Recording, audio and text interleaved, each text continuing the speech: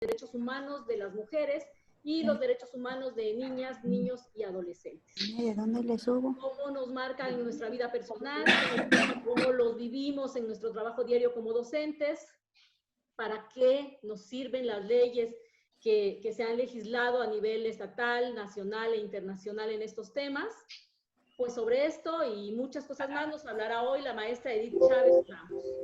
Ella es consultora especialista en políticas públicas con perspectiva de género y presupuesto etiquetado para la igualdad entre mujeres y hombres, prevención, atención, sanción y erradicación de la violencia hacia las mujeres. Ella tiene una maestría en Relaciones Internacionales y es candidata a doctora en Ciencias Políticas y Sociales de la UNAM.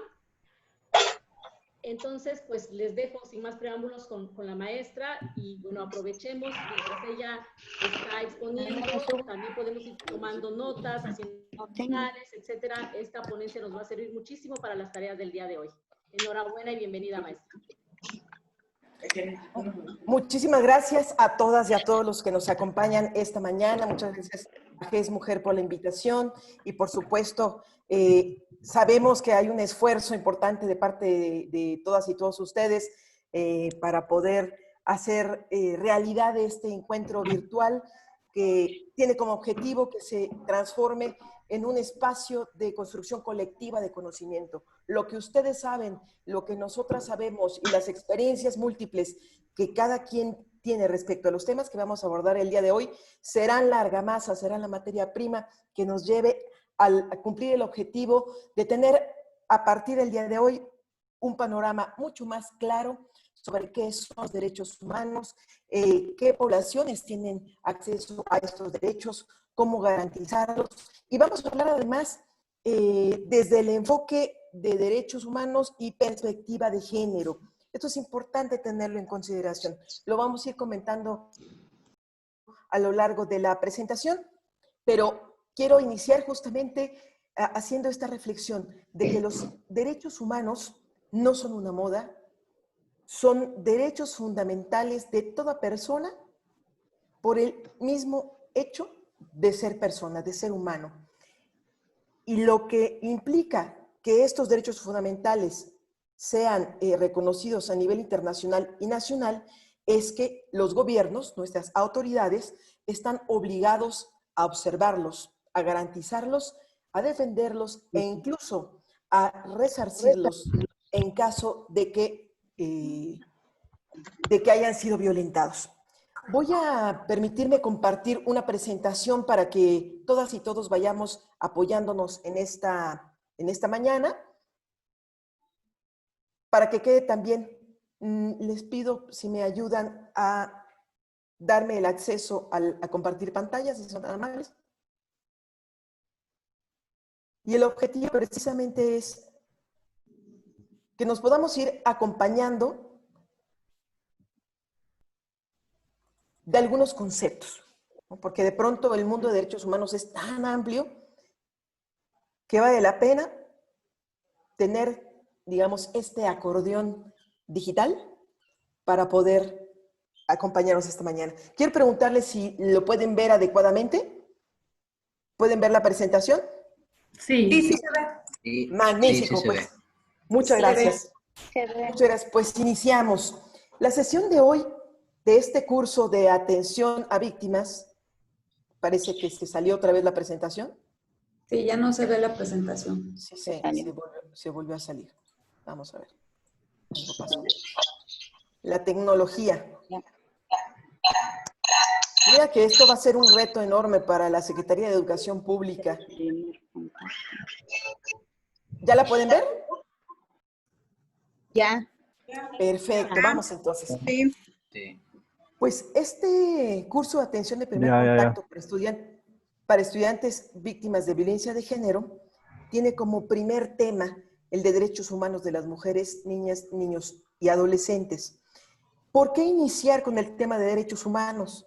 Porque toda la construcción de género tiene que ver con mecanismos, medidas, acciones, legislación, actividades e incluso presupuestos que estén orientados a cumplir y garantizar los derechos humanos de distintos sectores de la población.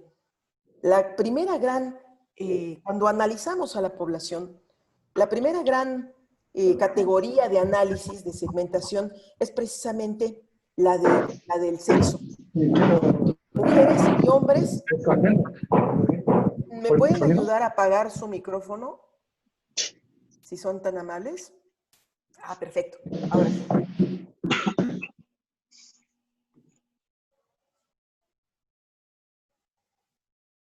Vamos a hablar entonces de la importancia de los derechos humanos.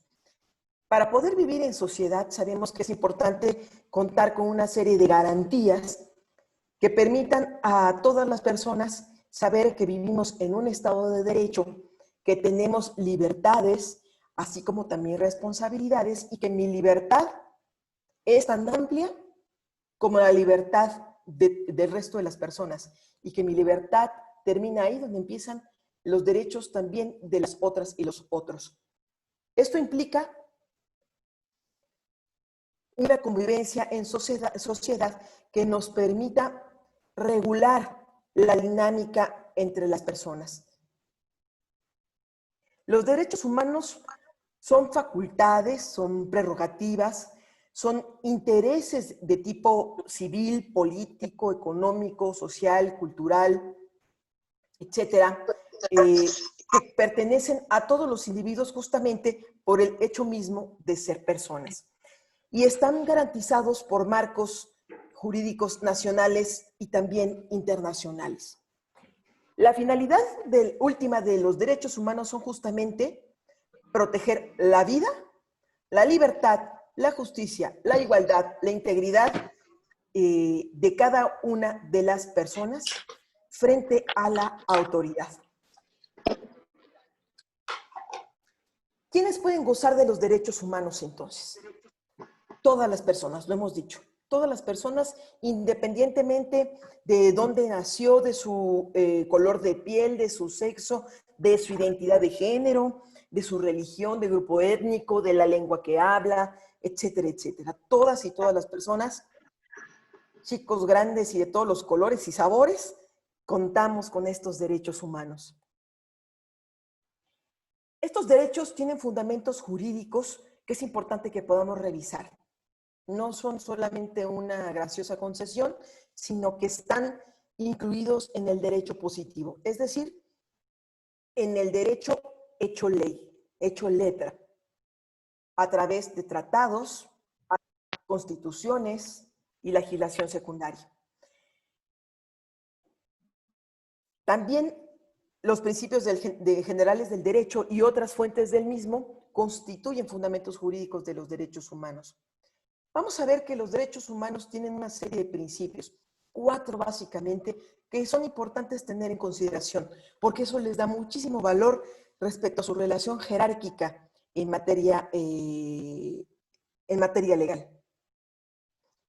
Los derechos humanos están en la parte superior de la pirámide de la jerarquía legal del derecho positivo. Los principios de los derechos humanos son la universalidad, la interdependencia, la indivisibilidad y la progresividad. El principio de universalidad es que todas las personas gozamos y tenemos derecho a estos derechos. Todas las personas somos titulares de estos derechos. Este principio se encuentra relacionado particularmente al derecho a la igualdad y a la no discriminación. No obstante, para lograr la igualdad real o sustantiva, se deben tener en cuenta circunstancias y necesidades específicas de las personas. ¿Por qué nos dice esto, este principio de universalidad? Por un lado nos dice que todas y todos tenemos, somos titulares de estos derechos humanos, y por otro lado dice, siempre y cuando tengas en cuenta que habrá grupos específicos que tengan necesidades concretas y diferentes al resto de las personas.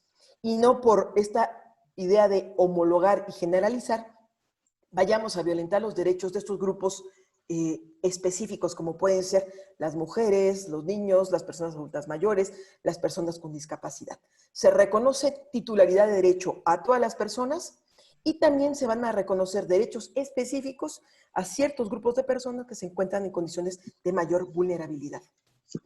El principio de interdependencia consiste en que cada uno de los derechos humanos cohabitan, coexisten unos con otros. Es decir, no es posible, por ejemplo, pensar en el derecho humano a la educación sin el derecho humano a la vida o sin el derecho humano a la salud o a la vivienda.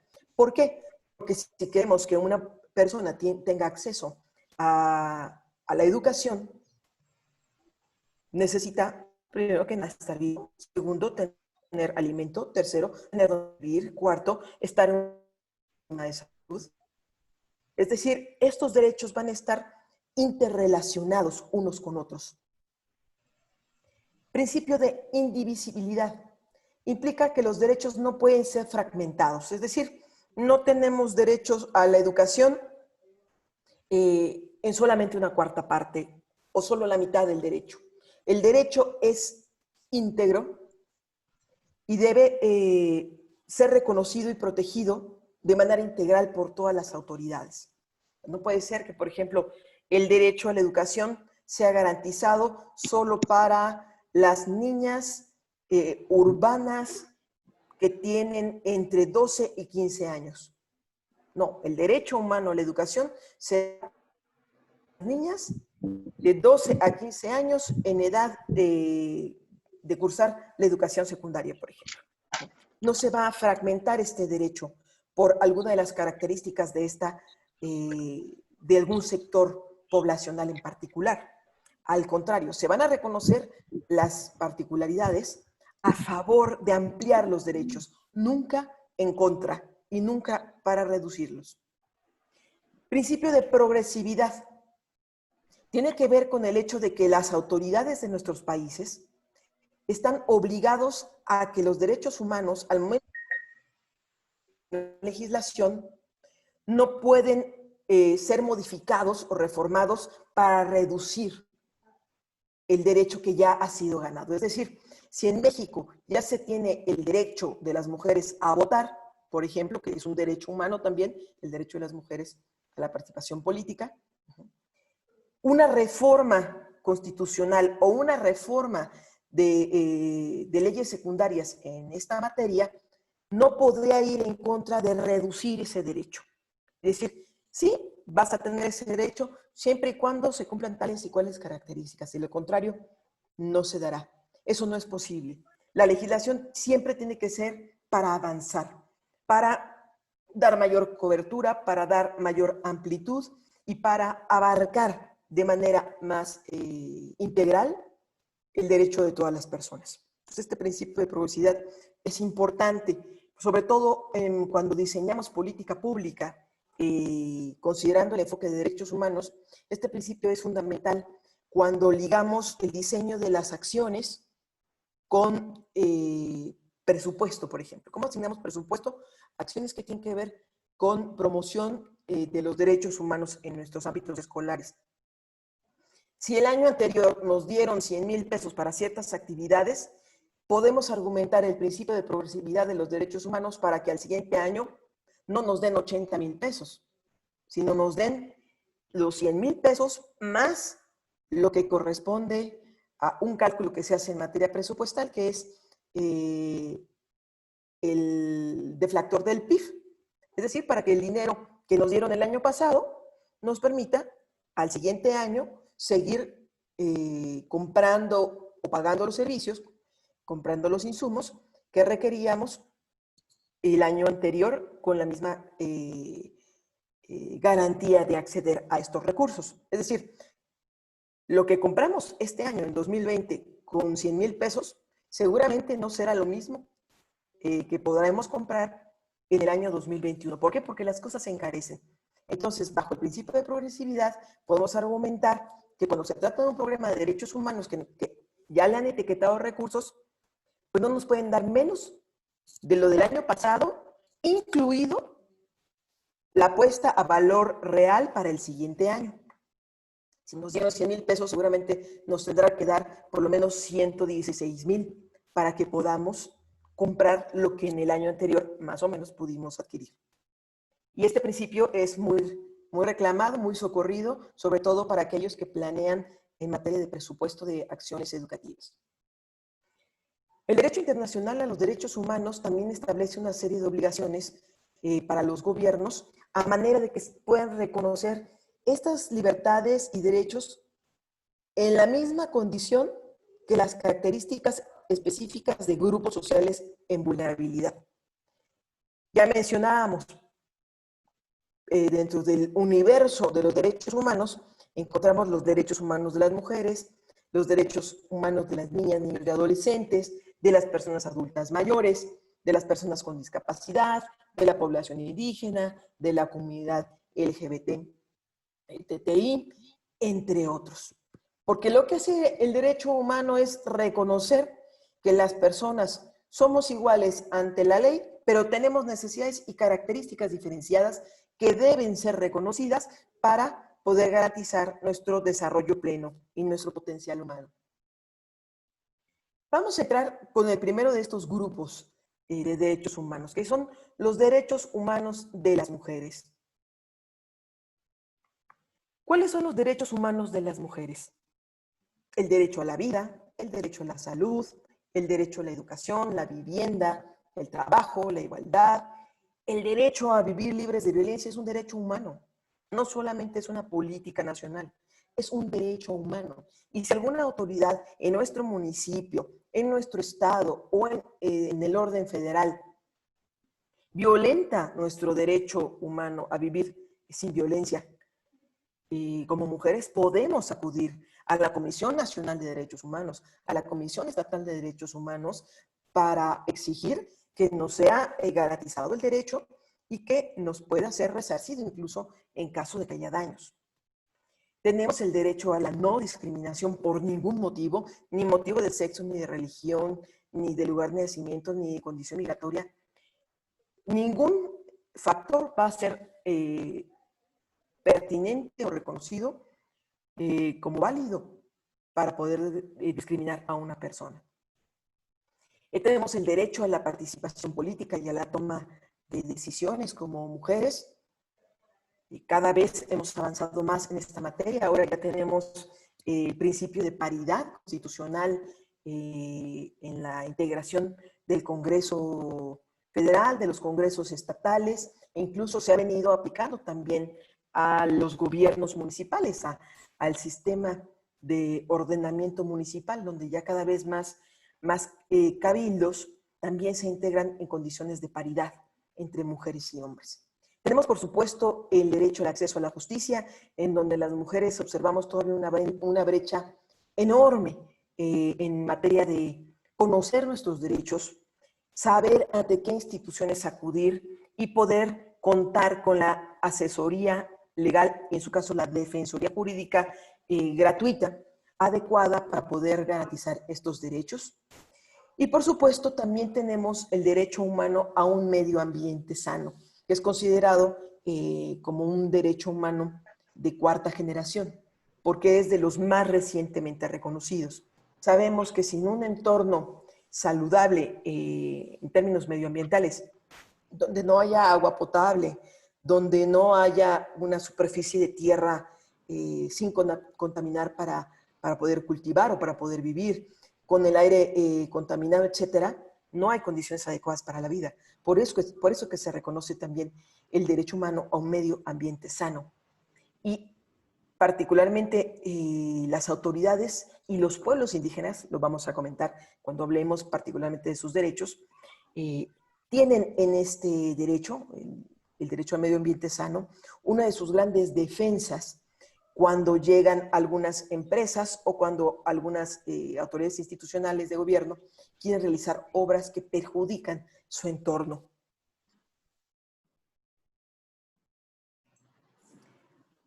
Algo que es muy importante destacar es que los derechos humanos son obligación y responsabilidad de los gobiernos. Forman parte de las leyes, de las políticas y los programas nacionales. En el caso de nuestro país, los derechos humanos tienen el reconocimiento más alto en la jerarquía de leyes, es decir, están incluidos, tienen carácter constitucional.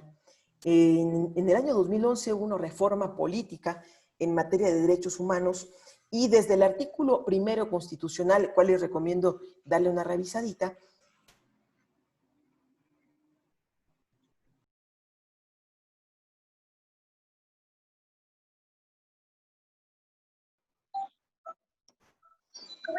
Doctora, no se escucha. Maestra, lo no que se dice. ve. El micrófono de Edith. No se escucha, maestra. Maestra, Por tiene favor, tu abra audio su apagado. micrófono. Cerró su micrófono, maestro. O sea, No. Ya Tengo lo que- tiene abierto. ¿sí? Sí. Yo creo que es un problema de la inestabilidad del Internet.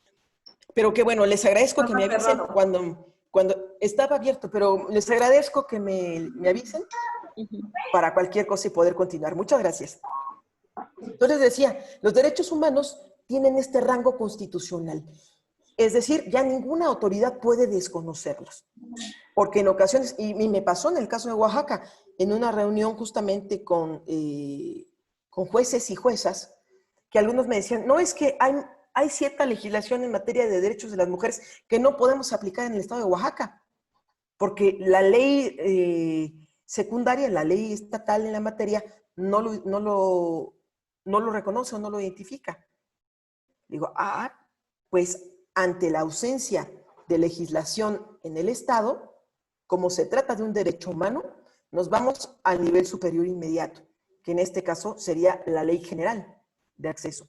Y si no hubiera información suficiente estipulada sobre la cuestión que estamos revisando en la Ley General, tendríamos que irnos a la Constitución. Y si no lo hubiera en la Constitución, tendríamos que irnos a los tratados internacionales. Es decir, el hecho de que la legislación local no tenga todavía integrado de manera formal o reconocido un derecho humano, no quiere decir que este derecho humano no existe. Por el simple hecho de ser derecho humano y estar en un tratado internacional del cual México forma parte, ya las autoridades locales pueden revisar esos tratados y con base en esos criterios poder juzgar. O sea, nada de que no lo tiene mi ley y entonces no aplico la perspectiva de género. No, de ninguna manera. Aunque la ley no tuviera incluido esa perspectiva, los tratados internacionales sí lo tienen. Y entonces se vuelve obligación de un juzgador, de una juez o una jueza, de juzgar con perspectiva de género y a favor de los derechos humanos de las mujeres, por ejemplo. O de los niños, en su caso, ¿no? ¿Cuáles son algunos instrumentos internacionales de los derechos humanos de las mujeres? Está la Convención sobre la Eliminación de todas las formas de discriminación contra la mujer. Habrá quienes ya hayan escuchado de esta convención, la CEDAW. Esta convención es considerada la Carta de Derechos Humanos de las Mujeres y es un parteaguas a nivel histórico en la materia. También contamos con la Convención Interamericana para prevenir, sancionar y erradicar la violencia contra la mujer, conocida como Convención de Belém do Pará. Existe la Convención sobre los Derechos de la Niñez, la Declaración y Plataforma de Acción de Beijing, que es más bien un documento de tipo político, los anteriores son de tipo jurídico, ahorita vamos a hablar la diferencia entre uno y otro, y existen también los Objetivos de Desarrollo del Milenio, que tuvieron vigencia de 2000 a 2015, el objetivo 5 era el que hablaba sobre igualdad de género, y actualmente están vigentes los Objetivos de Desarrollo Sostenible de Naciones Unidas, que tienen vigencia de 2015 a 2030 y que constituyen una agenda mínima de qué tipo de avances debería lograr la humanidad, deberían lograr los países a favor de determinados derechos humanos. Y el Objetivo de Desarrollo Sostenible número 5 es el que corresponde al reconocimiento a la igualdad de género entre mujeres y hombres. En el sistema jurídico internacional, es decir, las instituciones internacionales que velan por los derechos humanos, podemos identificar dos muy importantes aplicables a México. Por un lado, el Sistema Universal de Naciones Unidas, el sistema de la Organización de Naciones Unidas, y por otro lado, un sistema regional solo para los países del continente americano, que es el Sistema Interamericano, al interior de la Organización de Estados Americanos. Voy a hacer muy rápidamente referencia a la Convención de la CEDAW. Esta entró en vigor en el año de 1981. Si nos damos cuenta, es relativamente joven, estamos en 2020, son 39 años de haber entrado en vigor, es todavía bastante joven respecto a la generalidad de los tratados internacionales, que algunos de ellos vienen desde mediados de 1800. Es una legislación relativamente reciente que ha venido promoviendo la igualdad de las mujeres y el acceso a una vida de violencia en todo el mundo, ¿no? En todos los países que han sido firmantes como parte del sistema de Naciones Unidas. El elemento principal a destacar de la CEDAW es que por primera vez en un tratado internacional se habló sobre qué es o qué se entiende por discriminación contra la mujer y cuál es el efecto negativo que genera en las sociedades. Y lo que nos dice la Convención de la CEDAW es que la discriminación contra la mujer viola los principios de igualdad de derechos y el respeto de la dignidad humana, dificulta la participación de la mujer en las mismas condiciones que el hombre en todos los ámbitos de la vida, constituye un obstáculo para el aumento del bienestar de la sociedad y la familia, considerando que somos poco más de la mitad de la población, el que nuestros derechos no estén garantizados, claro que genera un impacto negativo en el desarrollo mundial. Y entorpece el pleno desarrollo de las posibilidades de la mujer para prestar servicio a su país y a la humanidad. El artículo primero de la CEDAW habla justamente sobre qué se entiende como discriminación contra la mujer.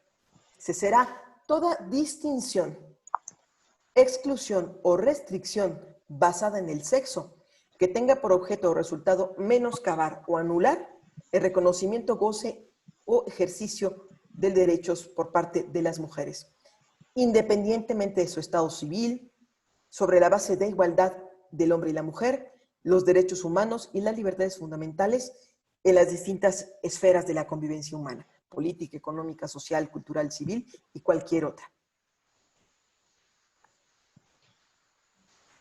Muy interesante en el contexto en donde surge la CEDAW, la referencia a los derechos de la mujer independientemente de su estado civil, incluso más allá de la preocupación de las edades. En aquel momento, la sociedad internacional tenía al interior de los países, en sus legislaciones, derechos muy limitados para las mujeres que no fueran casadas. Es decir, las mujeres podían en algunos casos votar si estaban casadas, podían ir a la escuela si estaban casadas, podían abrir una cuenta bancaria solo con la autorización de su marido. Por eso es que la CEDAW recurre a esta figura y dice, independientemente de su estado civil, la mujer tendrá estos derechos. Hoy quizás nos parece como una sorpresa. ¿Cómo que no puedo abrir una cuenta bancaria si no me firma mi marido? Pero así era para nuestras abuelas e incluso para alguna de nuestras madres. Hoy eso ha cambiado gracias al reconocimiento de los derechos humanos de las mujeres en México. Respecto a la Convención de Belém do Pará, de la Organización de Estados Iberoamericanos, esta fue firmada en el año de 1994 y entró en vigor en 1995. La Convención de Belém do Pará es el principal referente en materia internacional sobre el derecho de las mujeres a una vida libre de violencia.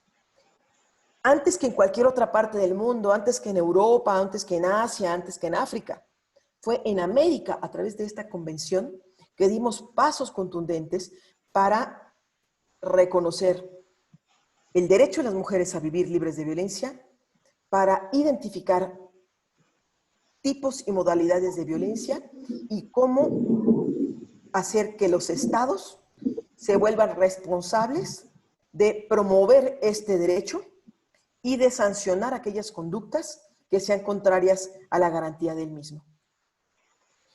El artículo primero de la Convención de Belém do Pará nos dice que se entenderá por violencia contra la mujer cualquier acción o conducta basada en su género que cause muerte, daño o sufrimiento físico, sexual o psicológico a la mujer, tanto en el ámbito público como en el ámbito privado.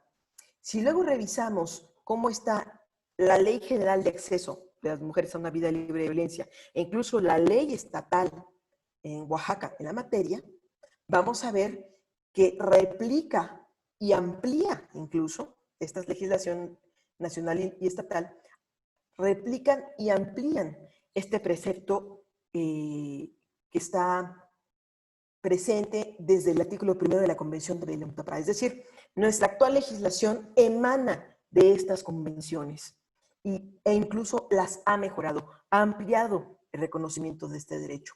Pero de ahí la importancia de estas convenciones, de CEDAW y de Belém do Pará, porque de ahí emana toda nuestra legislación en la materia en México.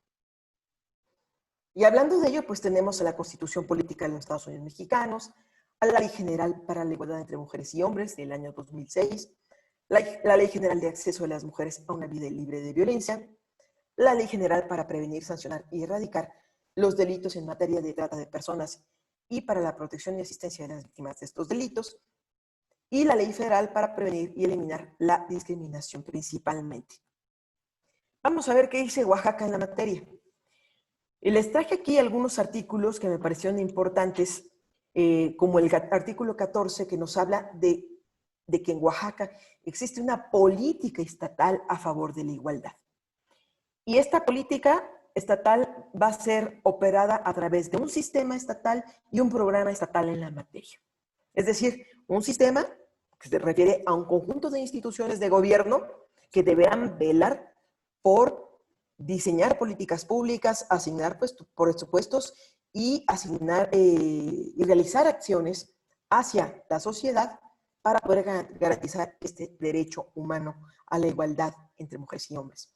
Y un programa estatal que deberá tener objetivos específicos, objetivos generales, objetivos específicos, líneas de acción, actividades por sectores, etcétera, etcétera.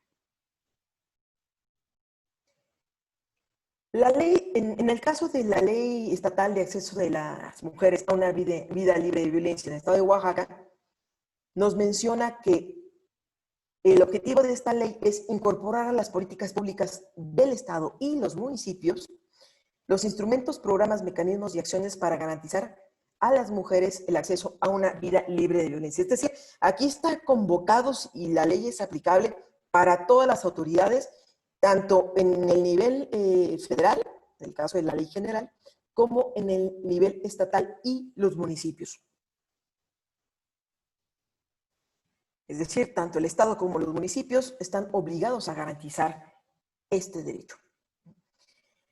La ley también marca que se debe prevenir, atender, sancionar y erradicar las conductas políticas, sociales y culturales que justifiquen y alienten la violencia de género contra las mujeres.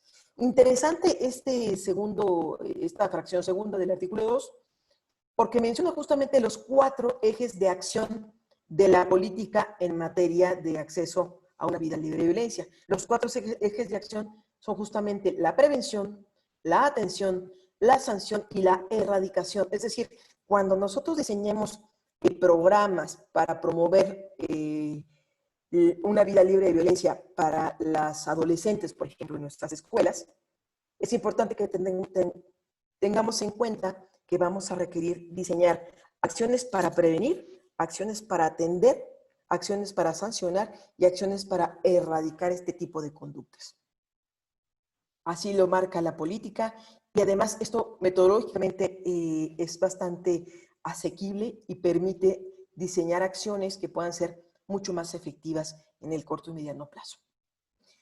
Este derecho debe garantizar a las mujeres un trato digno, así como la atención integral y especializada a aquellas que ya se encuentran en condición de víctimas de violencia de género, pero no solamente ellas, también sus hijas e hijos, o aquellos testigos y profesionales que intervienen en la atención de estos. Por ejemplo, en la Ley General de Víctimas se identifica la víctima directa, que es quien recibe de manera inmediata, de manera directa, la acción del delito, y las víctimas indirectas, que son sus hijas e hijos, y las víctimas potenciales. ¿Quiénes pueden ser las víctimas potenciales? Pues los orientadores vocacionales, ¿verdad? Los asesores jurídicos, las psicólogas. Es decir, ustedes también tienen derechos, porque en el caso de que, por ejemplo, identificaran y denunciaran un caso de violencia familiar contra alguna de sus alumnas o alumnos, pudiera haber repercusión y pudiera haber represalias en su contra por parte quizás de los padres de familia. Ahí se reconoce al orientador o al maestro, al docente, como una víctima potencial y se puede acudir a la Comisión Estatal de Derechos Humanos para solicitar medidas de protección, también aplicables no solo al adolescente y a los integrantes de su familia que pudieran estar viviendo de manera directa o indirecta los efectos de esta violencia, sino también a los que pudieran ser víctimas potenciales en el caso de que haya elementos para presumir que eso puede suceder. ¿Por qué la importancia de esto? Porque como ustedes realizan intervenciones directas con las y los adolescentes, están pues en la primera línea de fuego y por supuesto que pueden verse afectados. Pero en este sentido, mi comentario va dirigido a que sepan que también tienen ustedes derecho a la protección por parte del Estado. El artículo 3 de la Ley Estatal de Acceso a una Vida Libre de Violencia para las Mujeres menciona que las y los servidores públicos del Poder Legislativo, Ejecutivo y Judicial, así como de los ayuntamientos y organismos autónomos u órganos descentralizados del gobierno estatal, están obligados a cumplir esta legislación. Y ustedes, como parte del sector educativo, de la rama de educación del Poder Ejecutivo Estatal, tienen esta categoría. Son servidoras y servidores públicos obligados a la observación y cumplimiento de esta ley. Hablando de ciertas problemáticas que se viven al interior de una comunidad escolar, identificamos, por ejemplo, el tema de la violencia sexual. ¿Qué nos dice la ley estatal en la materia, en materia de acceso de las mujeres a una vida libre de violencia? Que se entenderá por violencia sexual cualquier acto realizado por la persona agresora que degrade, dañe o atente contra el cuerpo y o la sexualidad de las víctimas. ¿Por qué hacemos énfasis en esto? Porque la violencia sexual no solamente implica la penetración por vía vaginal o anal. Hay otros elementos que son constitutivos de este tipo de delito y es importante que lo sepamos para saber cuando un adolescente, una o un adolescente nos narra una situación, poder ir determinando si esto puede estar teniendo lugar.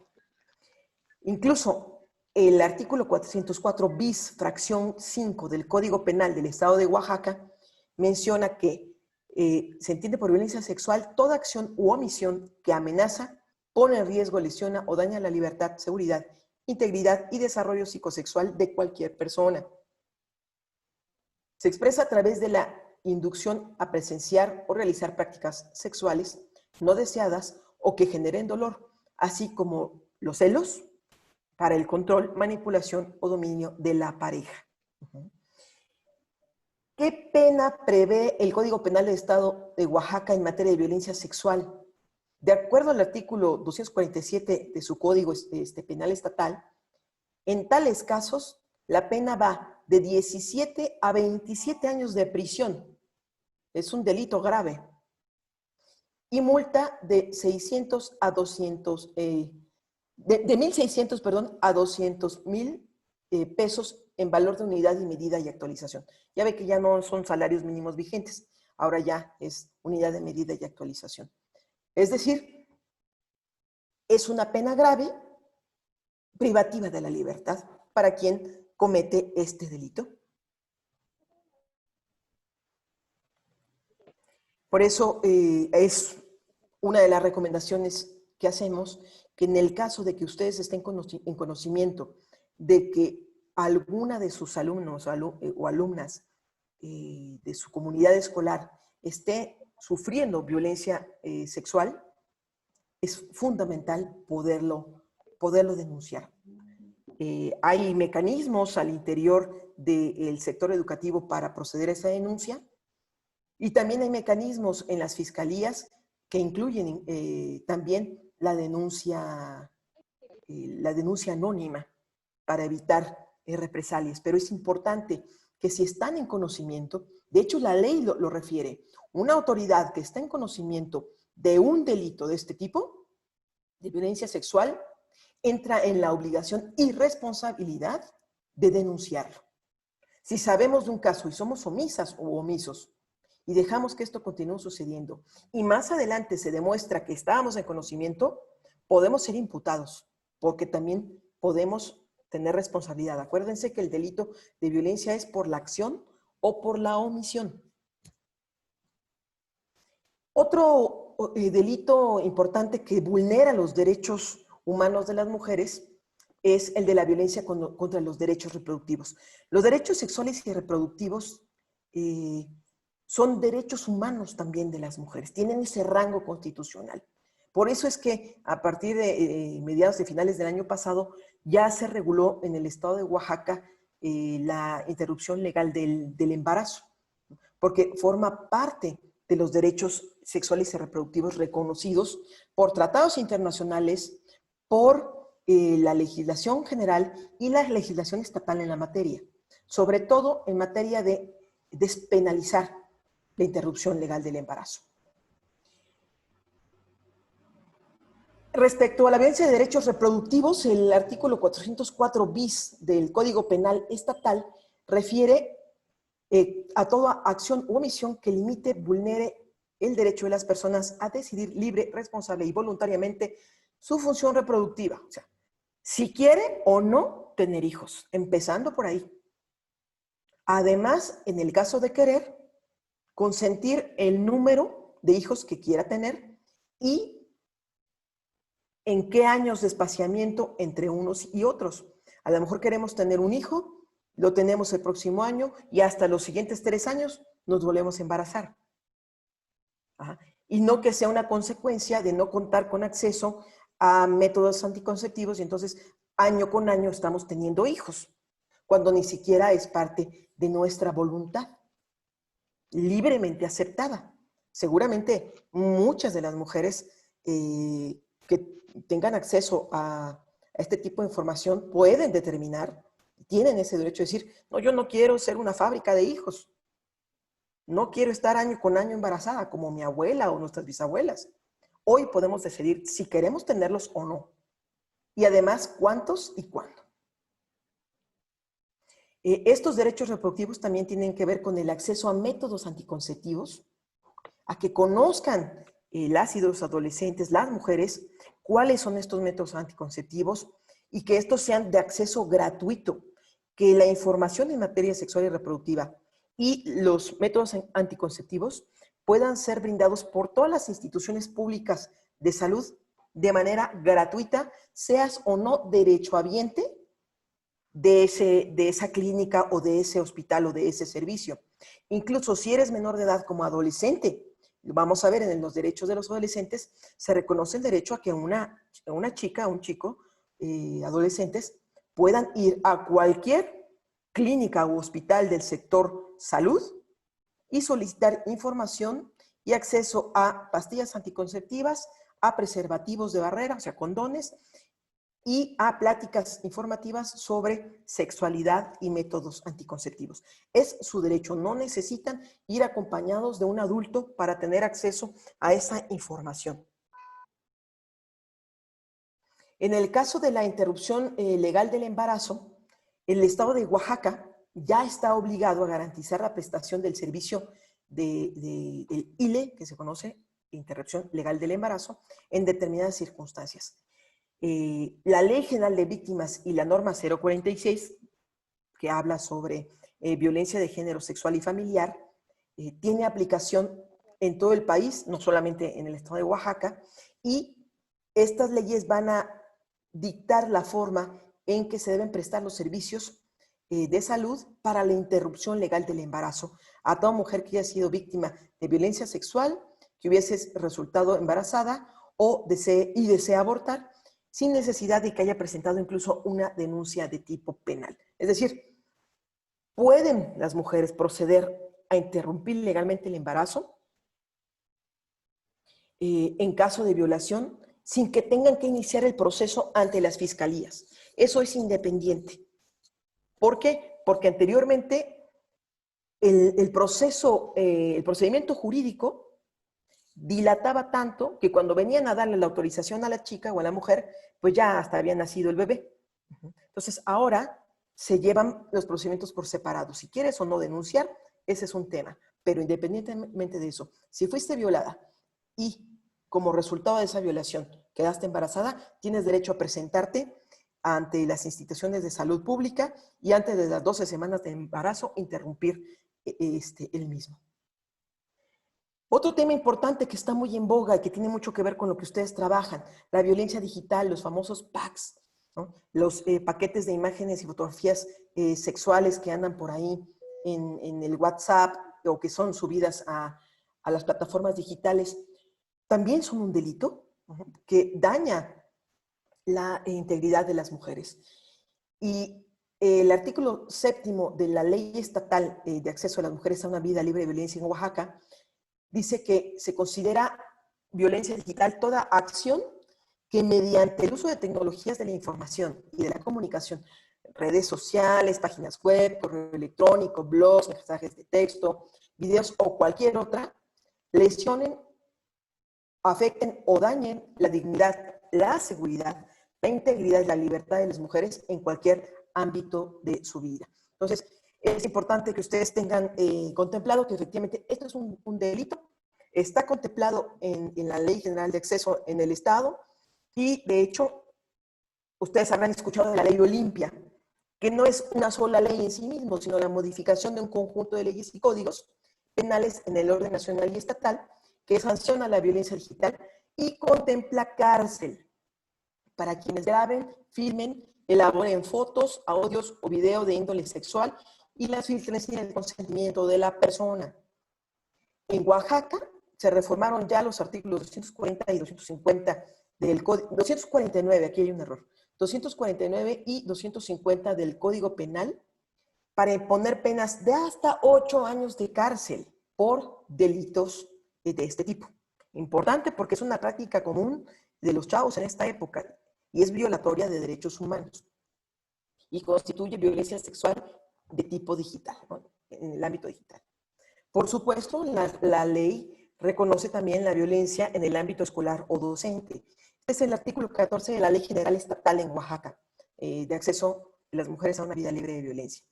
Y los menciona como actos u omisiones discriminatorios que atenten contra la integridad física, sexual, psicológica de las alumnas por razón de su sexo, edad, condición social, limitaciones o características físicas, las cuales son infligidas por el personal docente o administrativo de los centros educativos. Yo solamente haría una observación, no sé si ustedes ya la encontraron. Este artículo, que es un artículo importante y aplicable en el ámbito que nos encontramos, de bachillerato, pues justamente refiere al ámbito escolar, menciona solamente a las alumnas, es decir, al sexo femenino. Aquí valdría la pena una reforma que amplíe alumnas y alumnos, porque los alumnos varones también pueden ser sujetos de este tipo de violencia sexual. Aquí hubo un sesgo de género, seguramente por parte del cuerpo de legisladores, pero aunque no lo dijera, aunque solo dijera alumnas, si viene un alumno y nos dice que un maestro lo está acosando, está ejerciendo violencia sexual en su contra, también es aplicable, aunque no diga alumnos. Eso no importa. ¿Por qué? Porque se supone que se incluye en este universo por un principio de igualdad de género. Así podemos ir argumentando, por ejemplo, un caso como este. Es que esto solo se aplica a las mujeres. No, a las mujeres y a los hombres alumnos que estén sufriendo este tipo de violencia por el principio de igualdad y por los tratados internacionales. Vamos a hablar rápidamente también de los derechos humanos de las niñas, niños y adolescentes, empezando por reflexionar que en México el maltrato infantil nos conduce a que todos los días 2 niñas o niños menores de 14 años mueran a consecuencia de la violencia en nuestro país.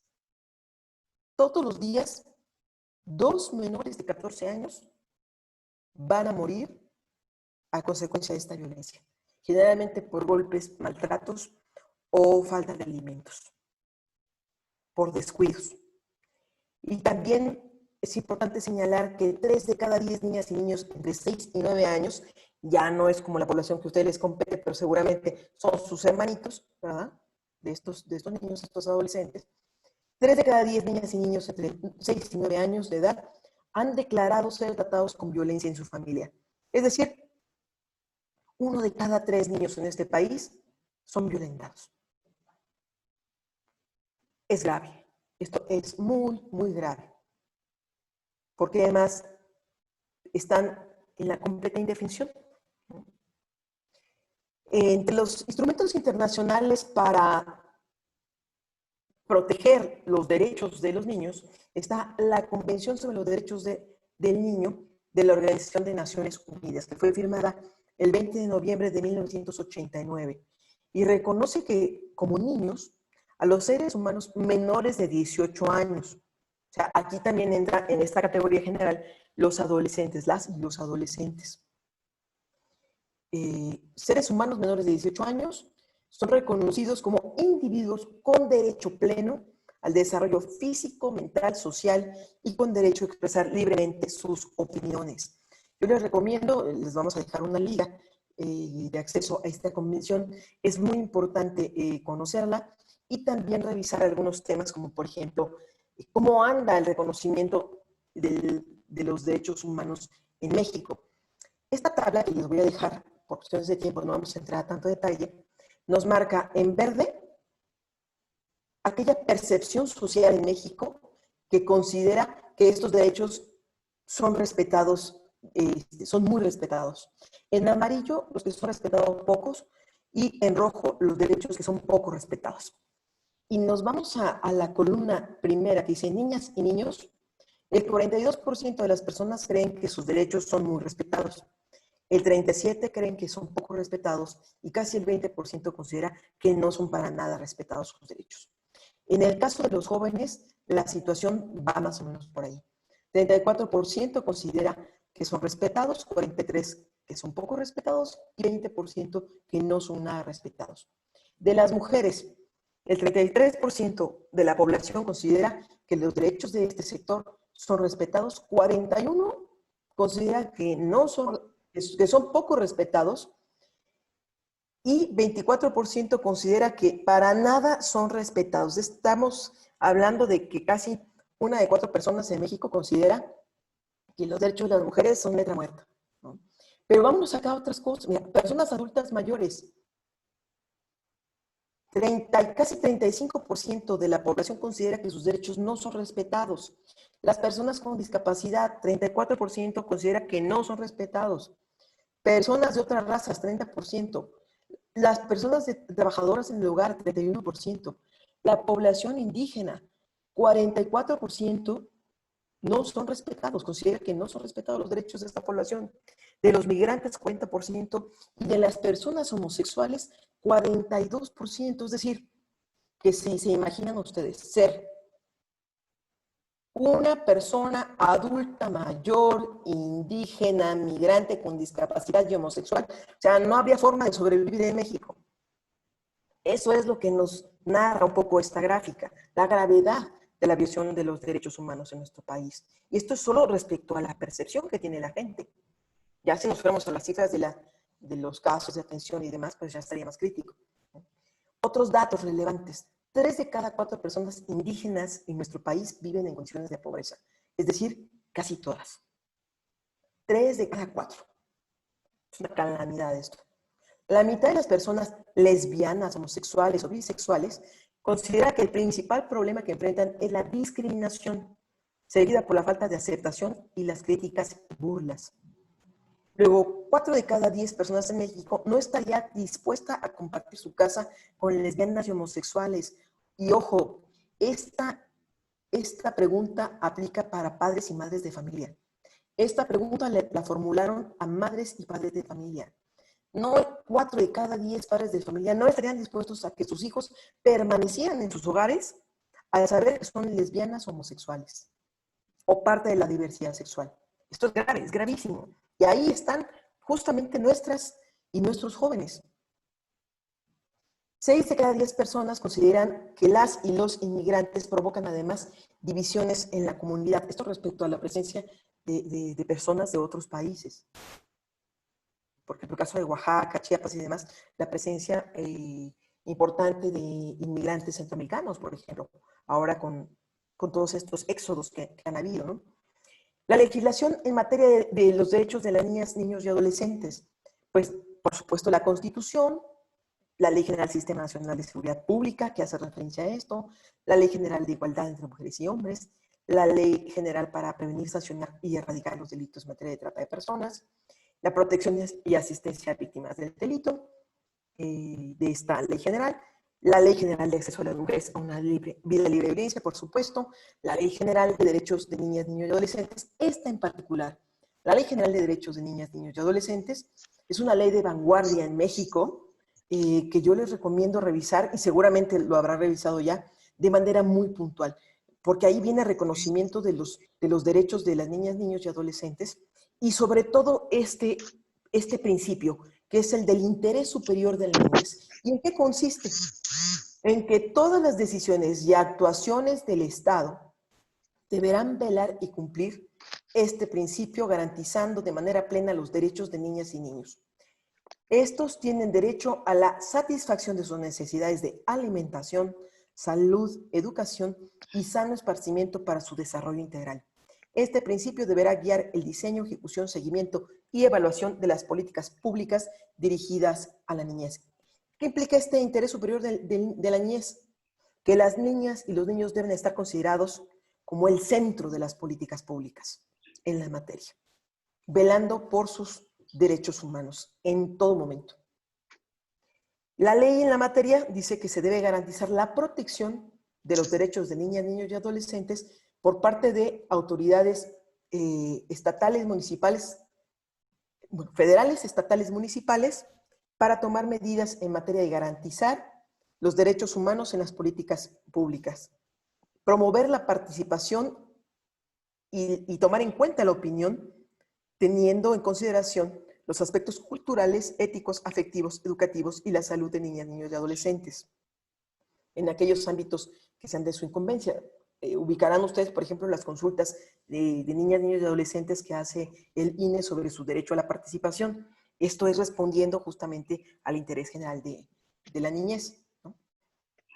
Y establecer mecanismos para implementación de políticas, programas, legislación y cualquier otro compromiso derivado de tratados internacionales en la materia que se plasme en la legislación específica.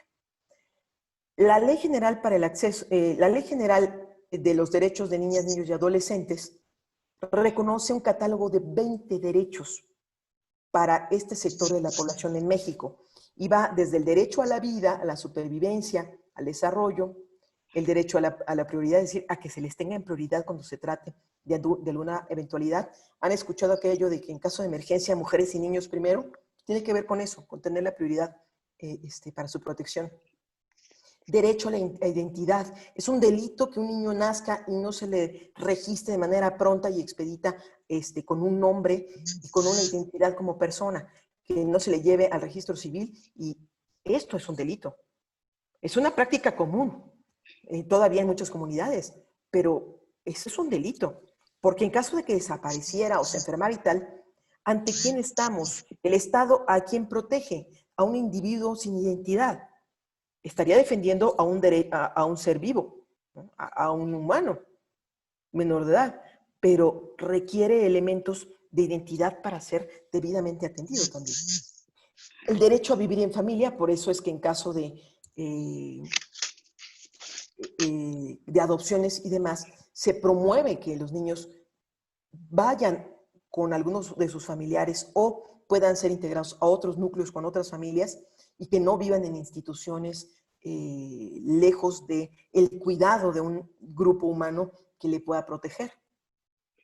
El derecho a la igualdad sustantiva, a no ser discriminado, a vivir en condiciones de bienestar y sano desarrollo integral. Por supuesto, el derecho a una vida libre de violencia y a la integridad personal, el derecho a la protección a la salud y a la seguridad social, ¿no? Independientemente de que sus papás tengan o no ISSSTE, IMSS o cualquier otro servicio. Tiene derecho un niño a acceder a los servicios de salud del sector público. Y además de manera gratuita. Derecho a la inclusión a las niñas, niños y adolescentes con discapacidad, derecho a la educación, derecho al descanso y el esparcimiento. Comentar, por ejemplo, respecto al derecho a la inclusión a los niños con discapacidad, estamos obligados por esta ley a que nuestras instalaciones en las escuelas cuenten con las adecuaciones necesarias para que estas niñas y niños y adolescentes puedan formar parte de la comunidad educativa. Es decir, rampas de accesibilidad, espacios donde puedan disponer para sus sillas de ruedas, en fin, todas las medidas necesarias para que los niños puedan ser incluidos, parte de nuestra obligación, y tenemos que hacer las adecuaciones en nuestros centros escolares. No es de si quiere o no el director o la directora, es que esto se tiene que cumplir por mandato de derechos humanos y por la legislación general y estatal en la materia. Derecho al descanso y el esparcimiento. O sea, los niños y los adolescentes tienen derecho a jugar, a descansar y a divertirse.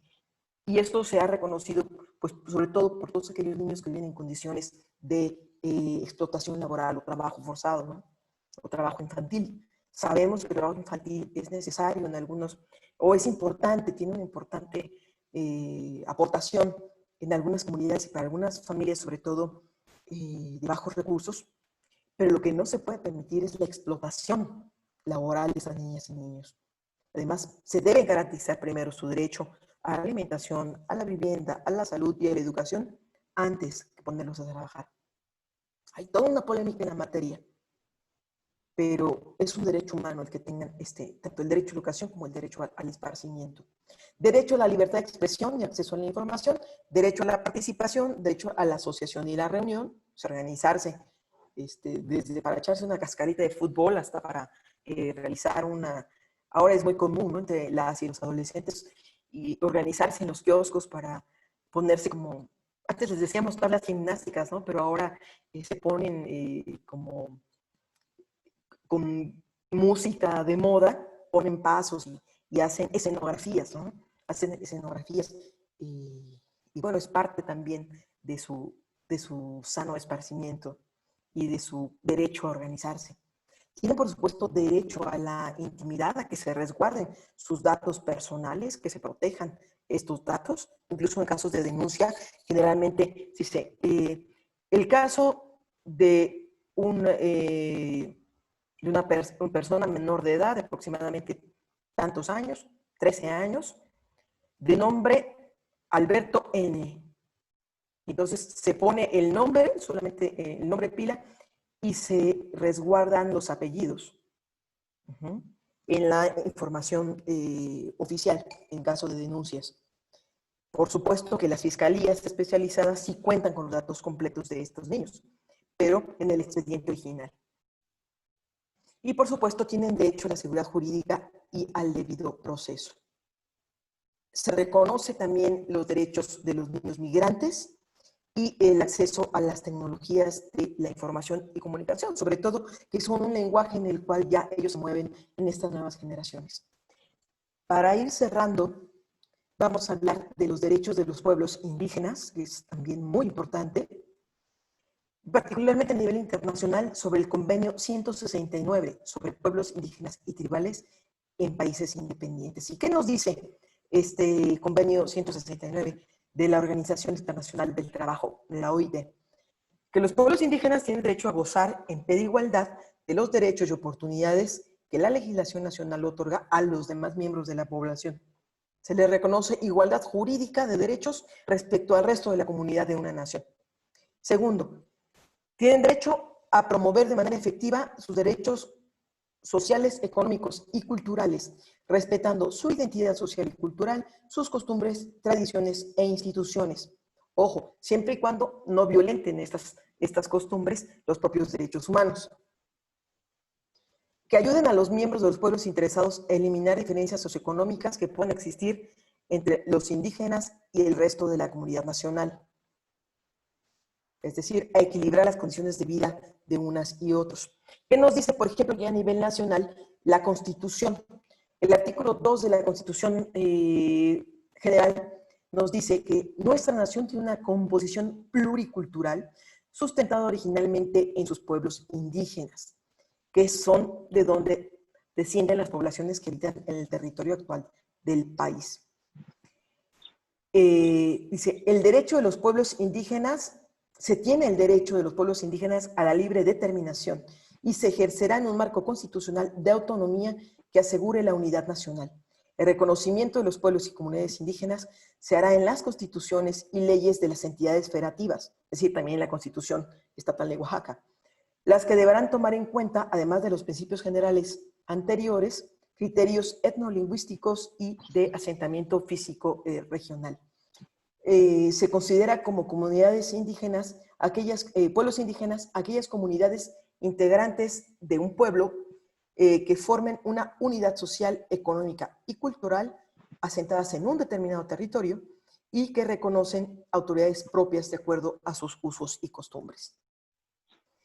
Digamos que hemos hecho ya una revisión muy general sobre los derechos humanos. Espero, seguramente en un espacio tan breve, es complicado poder echar luz a todos los derechos, pero hemos querido ofrecer una panorámica general y bueno, ahora me apresto a las preguntas y respuestas para poder seguir en el diálogo.